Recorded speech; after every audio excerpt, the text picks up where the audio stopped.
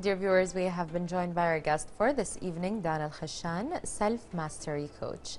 Good evening and welcome to Hala Kuwait. Good evening, everyone. Thank you for having me. Thank you so much for being here. So, Danah, in the beginning, let's talk about emotional intelligence or EQ. Yeah. What does it mean? All right, so this is a big topic and a very dear one to my heart. For me, emotional intelligence is your level of self-awareness over your internal states and external states, Right. and your capacity to feel the wider range of emotions and your ability to self-regulate. But it doesn't stop, at you. But it also extends your level of social awareness and having understanding of people's backgrounds and where are they coming from, which contributes to having healthy relationships. So it's also included in relationship management, having empathy towards others. So it basically is in every area of our lives. It affects every area of our lives. That's very interesting, and I feel like that's why a lot of people are starting to get into their EQ and understanding it and knowing what kind of level of emotional intelligence they are at. But you mentioned relationships, and can you explain to us how EQ can relate to building stronger relationships? It's everything, actually.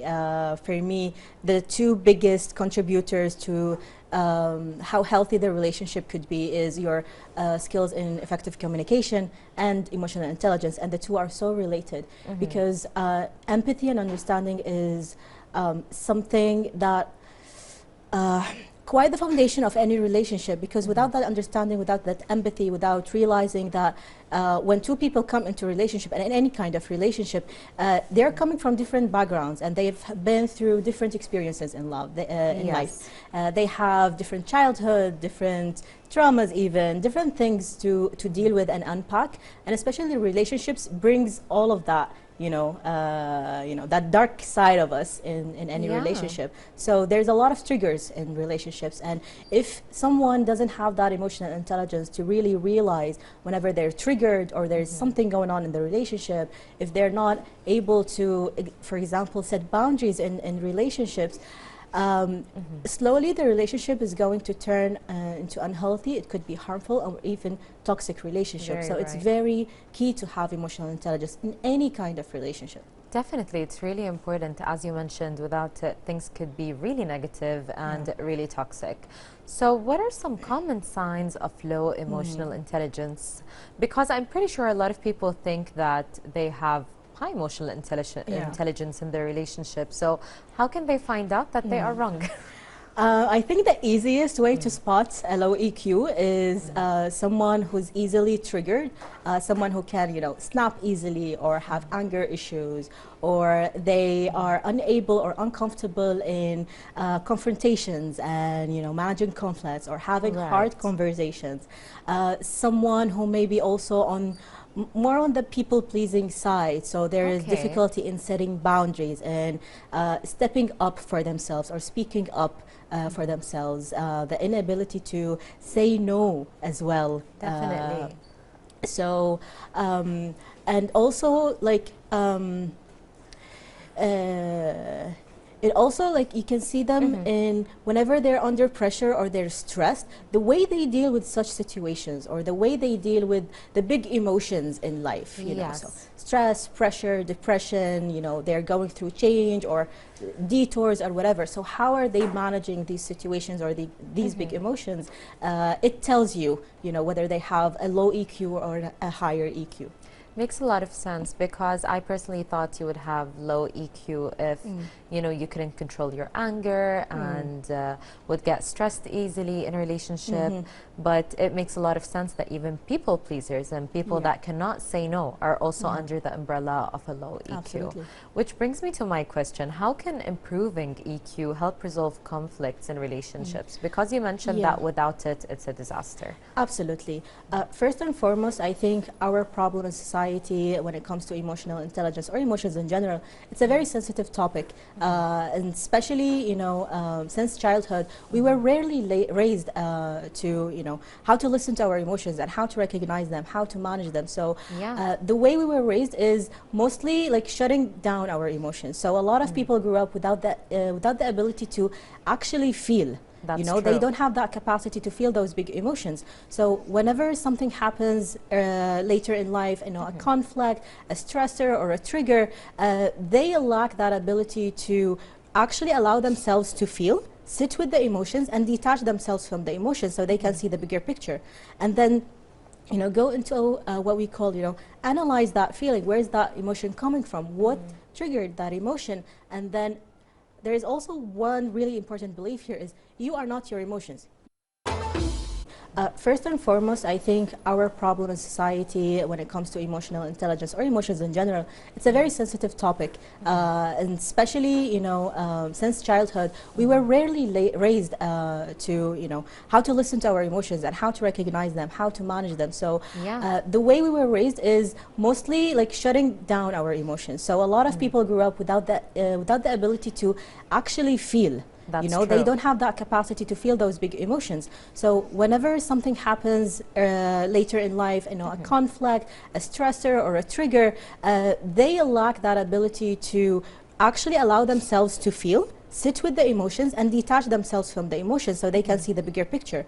And then, you know, go into what we call, you know, analyze that feeling. Where's that emotion coming from? What triggered that emotion? And then there is also one really important belief here is you are not your emotions. You're having an emotion, you're feeling something, so you have emotions, but you are not your emotions. So even those people who have, for example, anger issues, etc., I refuse to say that this is an angry person. No, they're experiencing anger. They're feeling anger. So when it comes to conflict, first of all, the first indicator is that person able to feel the big emotions and, you know, allow space for that emotion? And then I would say the second indicator is, are we able to have that hard conversation? Are we able to sit together and, you know, discuss what happened, share our feelings, share, you know, for example, what happened and how we can move on. So and then managing the conflict, but there's also a third, you know, indicator, which is repair. Are we able to repair the relationship after a conflict occurs, or we just, you know, the easiest thing to do is just cut people off or, you know, withdraw from relationships. So true. Yeah. Yeah, so I know. very important in conflict management. And I feel like now there's the whole trend of cut people off. If they don't serve you, cut them off. Yes. What side are you on? Do you think it does serve us to cut people off, or is it a sign that we have low EQ? Here comes the EQ part. Yeah. So it's all about discernment. For example, or, you know, in certain situations, and you are the only person who can decide if that situation that happened that caused you or, you know, led to you thinking that this relationship might not be the right relationship for you. Right. Let's pause here. I love the concept of pausing and reflecting before taking action or, you know, taking any decision. So in some cases, in some scenarios, yes, this relationship might actually be really toxic. So the best option would be for me to, you know, cut this person off or cut this relationship off.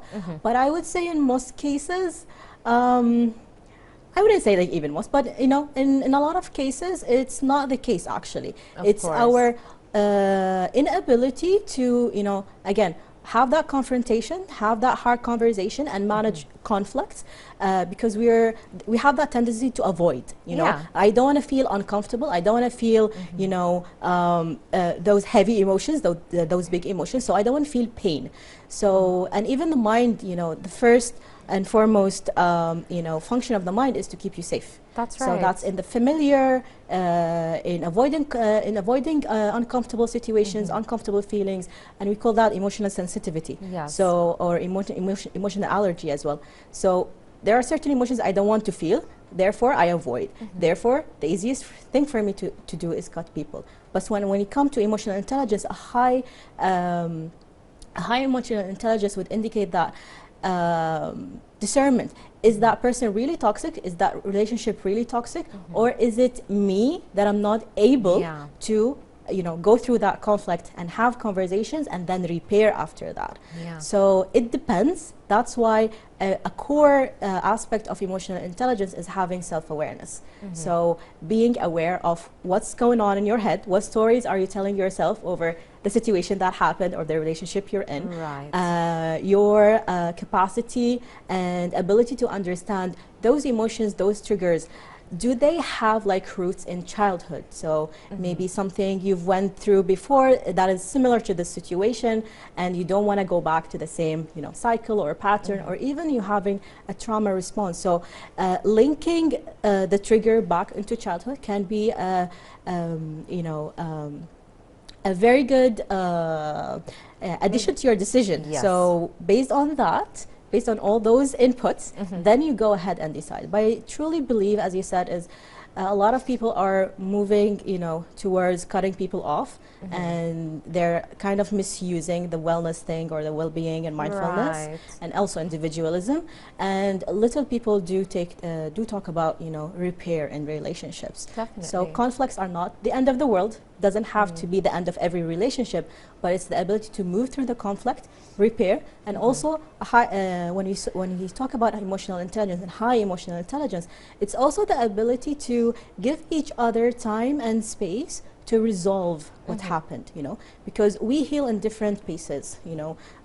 Some people might take days, some people might take weeks. So respecting that, respecting each other's spaces and time in our healing, and then slowly moving towards repair. And it has to be a mutual thing.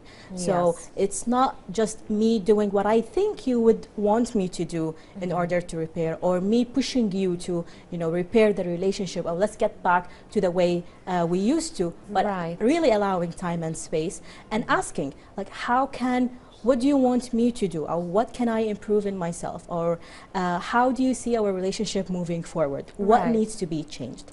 So these are all indicators of high emotional intelligence. Can we say that everything you have mentioned and reflecting, can we say that these are strategies we can use to better understand and manage our own emotions in a relationship context, or there's more to this? Absolutely. So if we wanted to break things down, I would say first and foremost is pausing. So whenever you catch yourself triggered or having any physical change, so some people, when they are triggered, maybe they don't know they're triggered, but their body temperature raises, their face turns red, for example, they start shaking, or they breathe shallowly.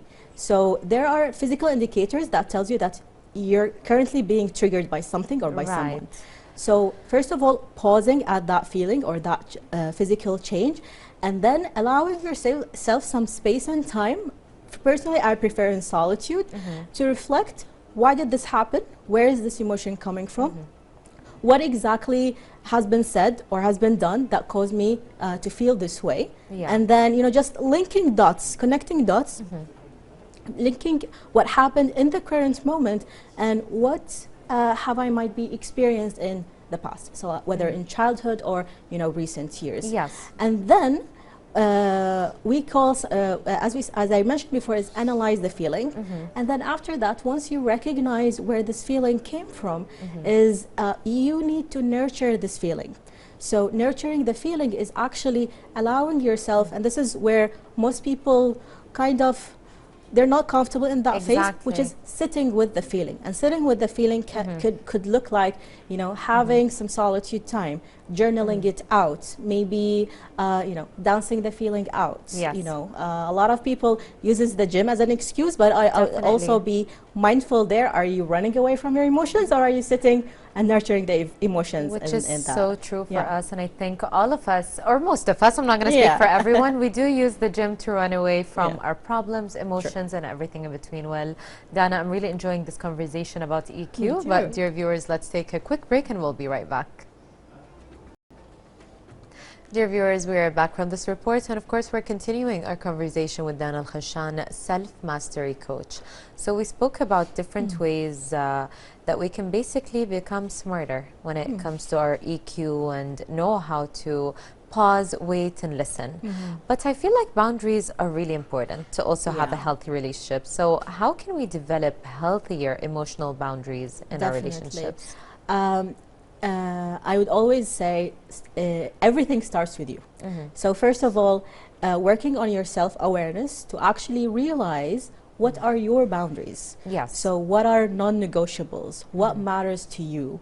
what are things that you cannot allow in your life, and what are things that you can allow and you can have in your life. So working on yourself first, knowing your boundaries, your non-negotiables, your values even, and then working on starting with the smallest boundary you can think of, and including boundaries, also the ability to say no. But let's stop for a second on boundaries, to define boundaries, because a lot of people have misunderstanding on boundaries.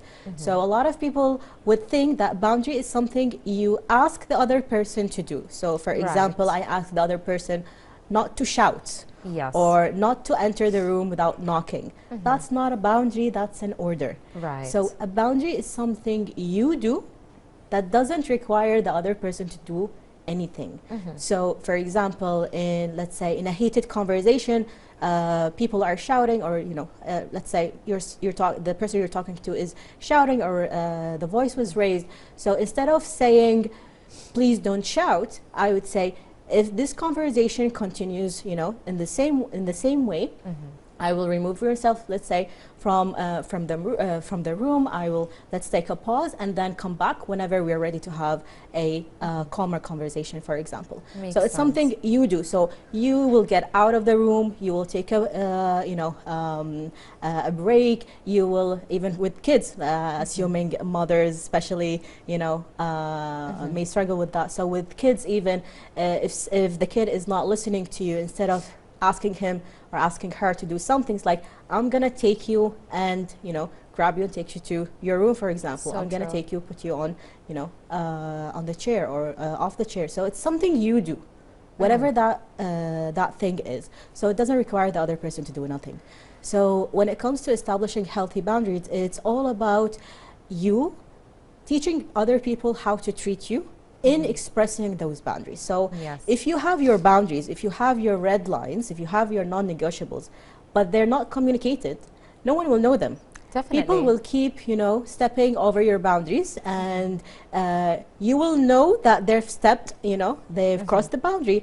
You're gonna get triggered by those moments of, you're frustrated, or you're pissed off, like, why is this person doing this, or why is this okay with this person, etc., etc. So in those moments, you realize that you are not communicating your boundaries in a clear manner, or in a clear way. Even with those people who struggle between work and life balance, communication after working hours, stuff like that. So it's all about clearly communicating your boundary. And let's even have an example with work-life balance.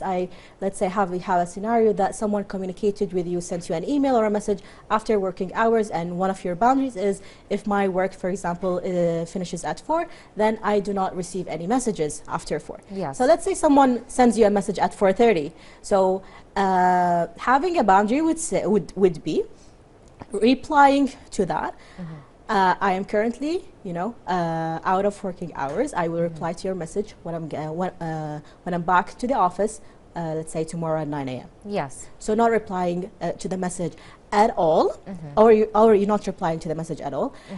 Not having a boundary would be actually replying to that message. So, and then being frustrated with those people keeping, texting you or sending you emails after working hours because you've allowed them to. So you either not reply, or if you want, be even more respectable. So just replying and letting the other person know when you will get back to them. Definitely. I think that's really great advice, because I see this frustration with people, like, why are they texting me after working hours? And I'm like, but you keep replying. Exactly. You know what I mean? And you can't expect people to respect your boundaries if you don't set them. Thank you. So I think that's really great advice. So I think listening is also important. So how can we can say benefit of practicing active listening in our relationships, because I know I hear a lot that I'm not listened to, and sometimes a lot of people, okay, you have your partner listen to you or your colleague, but they're not really listening. They're not registering what you are saying. It's very key, and it's also foundational in effective communication and emotional intelligence, because what a lot of people do is they listen to reply instead of listen to understand. So, and there's this quote I really love is, seek to understand first, then to be understood.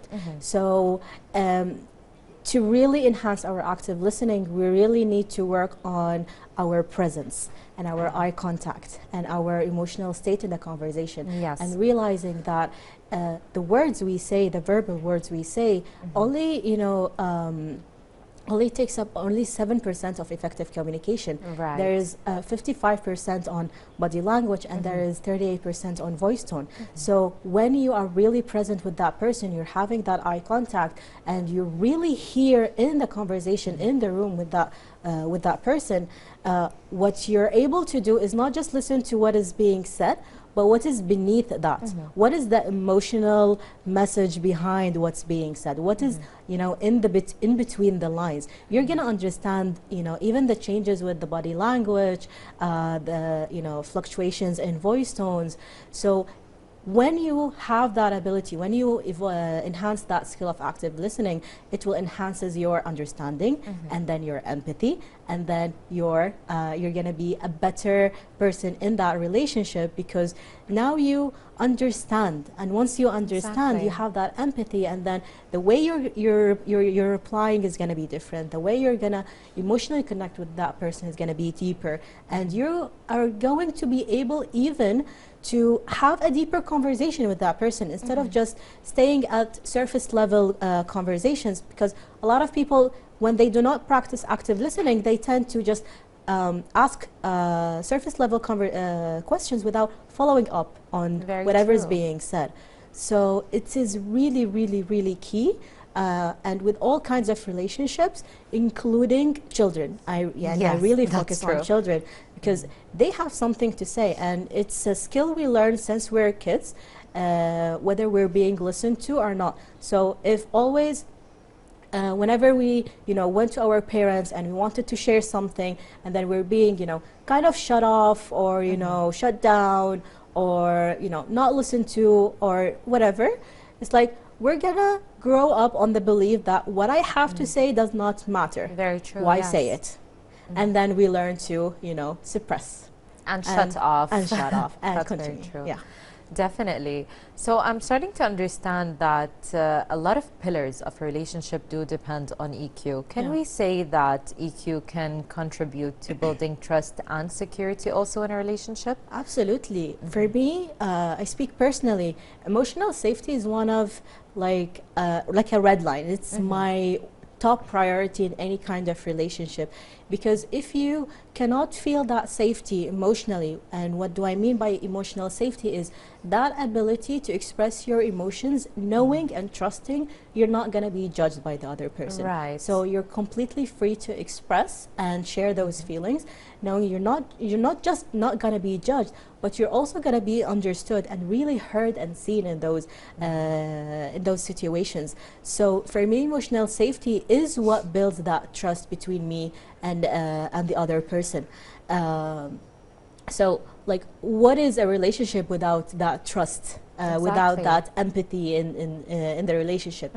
For me, I would say those kind of relationship that lacks the empathy, the understanding, the emotional intelligence, the emotional safety, and the trust is mostly, they're either toxic relationships, they're either not aligned, or they're either the kind of relationship that we grew up with, we're used to, but we have difficulty letting go of. Makes sense. Or, you know, changing the dynamics in one way or another. So it's really key.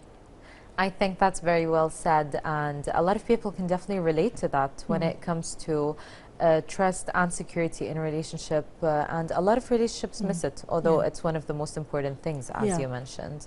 So we spoke a lot about not having a conflict and being able to talk and discuss our emotions. So can you guide us on how we can handle those emotionally charged conversations without actually reaching a huge conflict? I would always say, give yourself and the other person time and space. So never ever try to fix something or resolve a conflict in the moment, not even near the moment. Just whenever you feel yourself, you've calmed, you've settled, you've come back to center. Now you are out of, let's say, the reactive mode and into the responsive mode. So again, you've detached from the emotion, you've detached from the situation, you've given yourself and the other person to really have a bigger view on what happened, on the conflict, you know, the different inputs and, you know, circumstances that contributed to the conflict itself. And then once you decide together, mutually, to have that conversation, that hard conversation, you will be much more, let's say, rational with your approach than emotional. So, and it's not about disregarding how you felt, but having such conversation that the main intention of is repair the relationship while being emotionally charged won't do any party any good.